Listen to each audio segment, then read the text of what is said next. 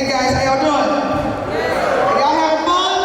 Yeah. I can hear y'all having fun? Yeah. That's awesome. Well, I know you came here to play, you didn't come here to hear me speak, so I won't be long, but I love this atmosphere. I'm so thankful that I've had the privilege to play basketball for 25 years, and what I want you to remember is that to the world you might be one person, but to one person you might be the world. And I also want you to remember that even though I got the medals, even though I got the Hall of Fame trophies, my message is so much bigger. This is not a basketball story. This is a story about faith and about attitude and about hard work. And I know that God has really given me an amazing foundation. And one of the reasons I'm going to say this is because growing up in a family of 20, my dad taught us about principles, about things, he will always say, if you take your life with you just a few principles, you won't have to carry a suitcase full of rules. If you take your life with you just a few principles, you don't have to carry a suitcase full of rules. And growing up in a family of 20 really prepared me for a whole lot. And what I want to do, real quick, I want to do an interview. So what I want to do is just have him ask questions instead of just talking. It's going to be like an interview style. And Scott knows me well enough to ask questions, so you can just ask. All right. Well, first question, how has your family values helped your career? Well, the family values really helped me to learn how to persevere, to learn how the lessons of adjustment. My dad will always say, if you can't get the best thing, get the next best thing. And that's, he would always teach us about attitude, about mindset. There's a quote that says that life is 10% of what happens to you, but 9% how you respond to it. And so that's something that my dad would have on every door in the house. From Mississippi, every door he would have that quote, that life is 10% of what happens to you, but 9% how you respond to it. And that mindset and that attitude has helped me through my whole career. All right, cool. What has been some of your challenges, and what Bible verses has helped you in your life? Really, in Romans it talks about there's nothing can separate me from the love of God, and that has really trailed me my whole life and been a part of my life. And I've had some challenges, and I don't want to go into details. I just want to give you a synopsis. But I wasn't recruited. I see a lot of talent out here. A lot of you all are going to get letters, you're going to get phone calls, but I didn't get those. I didn't get letters, I didn't get phone calls. My sister, a year older, was a superstar. I was not good enough according to coaches. I don't know if it was my bad Jerry curl or what. But seriously, I'm a senior in high school. We had just won the state championship. We won 2 years in a row. No letters, no phone calls. I'm sitting there like, okay. Now I know from a family of faith, but I'm like, Dad, I'm like, what should I do? I'm like, there's no one has called me. He said, well, give Auburn a call, because Auburn had recruited my sister and she was already there. So sure enough, I called Auburn. I was like, y'all, Auburn, when am I gonna come on my school visit? They was like, well, we don't really have any money to fly you. We can put you on a bus for 10 hours. And I don't know if you want to do that. And I was like, hold on for a second. I was like, man, 10 hours on a bus? He was like, sometime in life, if that door closed, you gotta get through a window. So I'm like, man, but they put my sister on a private jet, it took 1 hour, barely. So he was like, I was like, well, okay. I'm like, okay, I'll come. I went there a week later, I said, I'm coming. Check this out. I get to Auburn, okay? 10 hours on a bus. I go there and the coaches, they pick me up. I go to their house and eat. After the meeting, they sat me down. So I had a chair. They sat me down. I was sitting right in front of the coach. And he said, man, we don't know how to say this. I was like, say what?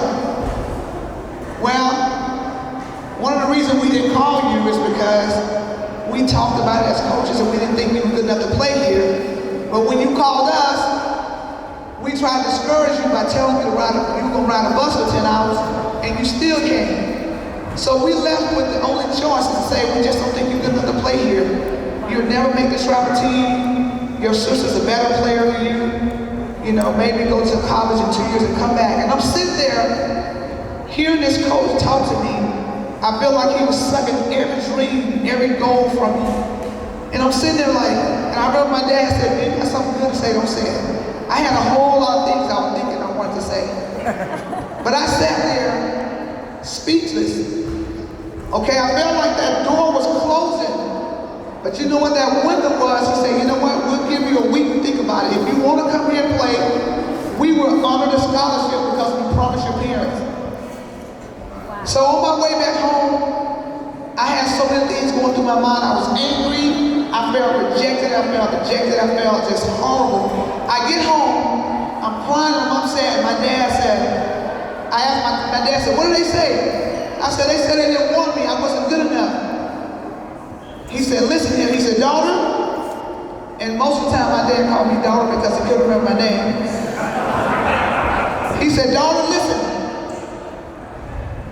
What I tell you about, you can't control people's perception of you, but what you can control is what you do.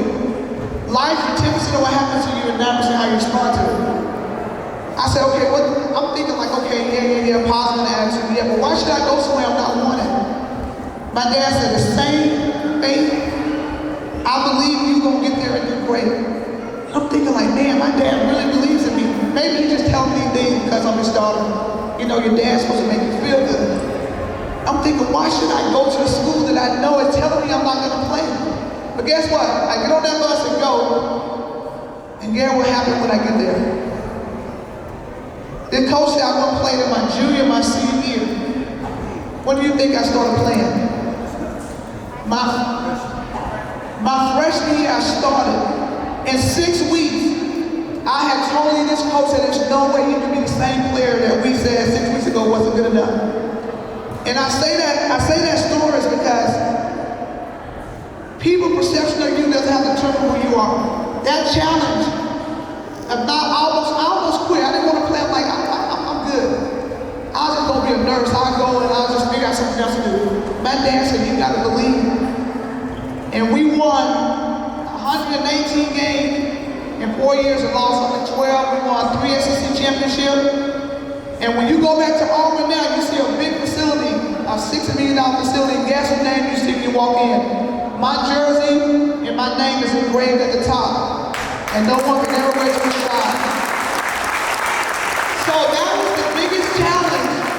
That challenge to you young people. I'm not talking about the old ones, no. To you young people that's still trying to play sports, you can have faith. But you know what? But God is not going to go out there and take any shots for you. He's not going to do any suicides. You got to believe in yourself. When you look in the mirror every day, you got to ask yourself, who am I? Who am I really? That's what you ask yourself. Because people are going to label you. You're not good enough. You're not fast enough. You're not quick enough. But you got to remove those labels. But what can help you is your faith. And you believe in yourself and working hard, your mindset. So that challenge changed my life forever, Scott. And it seemed like it was just yesterday, even though it was about 25 years ago. That's amazing. Thank you, man. Can you imagine knowing everything that Ruthie's gone through, what she's accomplished, then to go back in time and to tell that person, you're just not good enough. There's no way you can even play on our team, let alone win 2 gold medals, because we'll go in the Hall of Fame and so on and so on. But you know, I bet there's a lot of people out there, if you were in that situation, you might have just quit, right? But because you didn't quit, you got to enjoy all the benefits and everything. And in your career, you probably have a lot of highlights. But can you narrow it down? What is like, the biggest highlight, okay? Let me see the hand of everybody, defensive players. Who like to play defense? I'm like, okay, hands down. I want to see the hands of you who really like to play defense. Okay. One of the biggest highlights of my career, okay, we were 59-0 in Atlanta. And the night before the game, the coach asked me, she said, "Ruthie, what do you think the key to us winning tomorrow? We're going to play the Brazilians."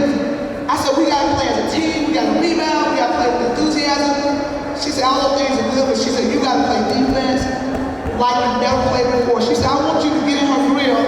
I need a girl to come in for a second. Let's see. Hey, come in for a second, get a basketball. I want you to get a ball. She said, I want you to get in her grill. There's a girl named Magic Paula, okay? She said, this girl was averaging 30 points a game. She was amazing. She said, you gotta get in this girl grill. I want you to get so close that you can tell what toothpaste she used to brush her teeth with. She said, I want you to get so close that when she go to the bathroom, you go with her. So I woke up that next morning in my stance like, man, she said, if you defend her and you make her life miserable, this is gonna be, we're gonna be able to get professional women basketball in the state. This is depending on how you perform. She said, if I didn't think you could do it, I wanted to challenge you. So she was averaging about 29 points a game, okay? All I was focused on that game is that when I walked on the basketball court, I looked at her, I said, this is about to be a bad day for you. So I got in her grill and I was so determined. I wasn't doing it for me, I was doing it for my teammates. I was doing it for our country. I got in her grill and I was so locked in. This girl that was averaging 29 points a game, how many of you think she had that game? Listen, okay, she had 0 for a long time. I went over here and let her make 1 shot because I'm a Christian. I gave her 1 shot, so she had 3 points. So anyway, thank you. Yeah. So that was that performance was so amazing. So for you that play basketball, I know offense seems to be the glamorous, but if you want, when the going gets tough, and you want that coach to look down that bench and say, man, can I see somebody that can stop somebody? That's what coaches want. So defensively, that carried my career because I had a broke shot. I couldn't shoot. I was turnover prone, but you know what kept me in the game? My defense and my tenacity and my resilience. I get on the court, I will go toe-to-toe with anybody. And that's what kept me in the game, and then eventually my shot got better. Yeah, all right. Bolton has 29 points scored and 3 points. I mean, 3, that's my career high, but you know, but for some people, okay, all right. So what do you, right now, Ruthie, what do you want people to remember you for? What do you want your legacy to be? You know, I want my legacy to be, you know, I do a lot of training and working with youth. I travel overseas for U.S. Embassy, and we do basketball clinics and life skills clinics. And what I want you to remember me as is not just the basketball. I want my legacy to be that my faith and my attitude and my work ethic, those 3 things carry me through my whole career.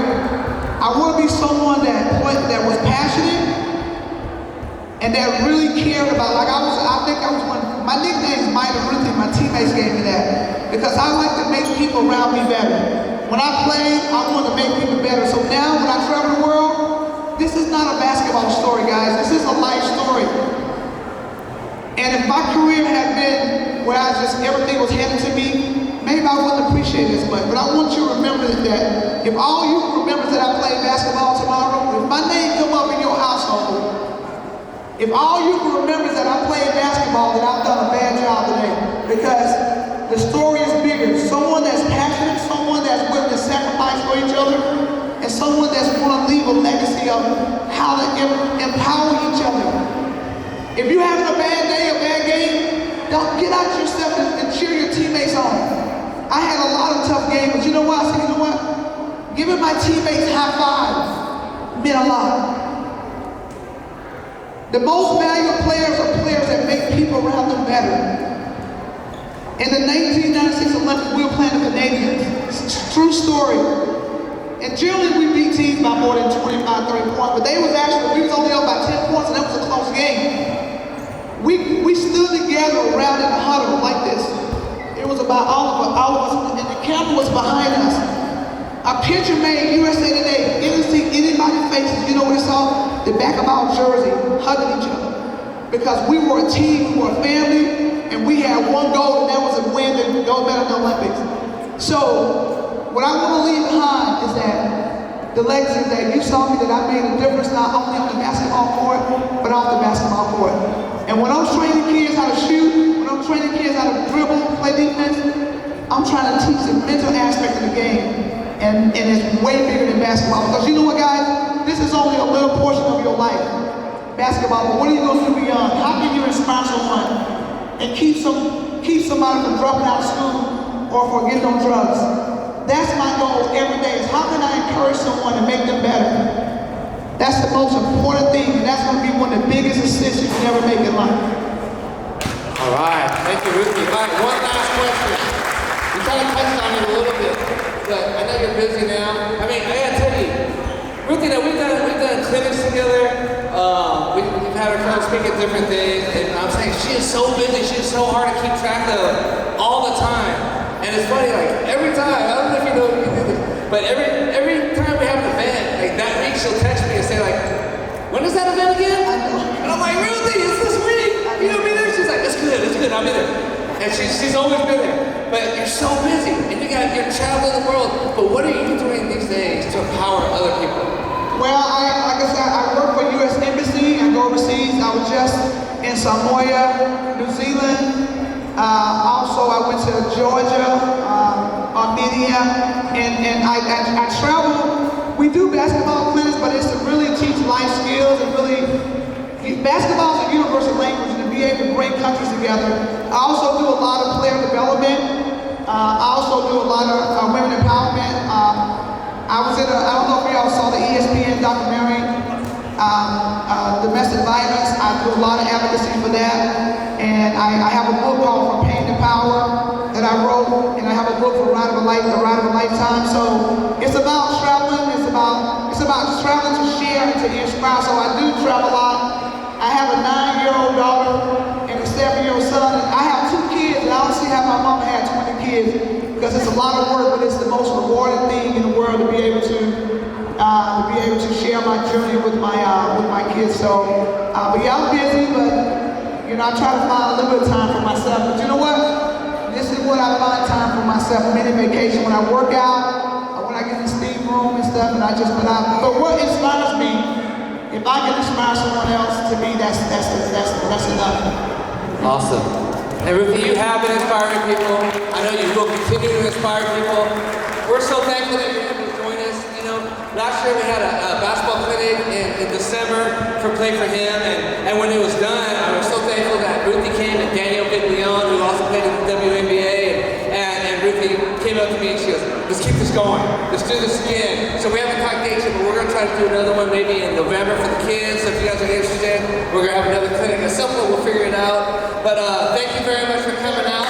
Thank you. And I want to say too, thank you. I think for Play For Him, I appreciate Scott. I appreciate Play For Him and what has allowed me to share my story, my faith. And if you get a chance, get one of my cards and watch the videos, because when I go to schools and speak, I don't like to beat people across the head with the Bible. But when I do that, I love to share my faith, and those videos get a chance to hear my whole testimony. So I didn't want to bore y'all to sleep today, but I appreciate, Scott, what you all do. Keep being an example, keep making a way, because you know what? The thing about it is that what you're doing, this is going to be so much bigger than the sports, and I appreciate what you do. So keep aiming high. Thank you.